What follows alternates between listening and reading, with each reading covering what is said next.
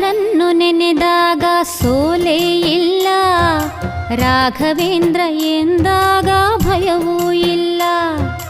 ರಾಯರನ್ನು ನೆನೆದಾಗ ಸೋಲೇ ಇಲ್ಲ, ರಾಘವೇಂದ್ರ ಎಂದಾಗ ಭಯವೂ ಇಲ್ಲ.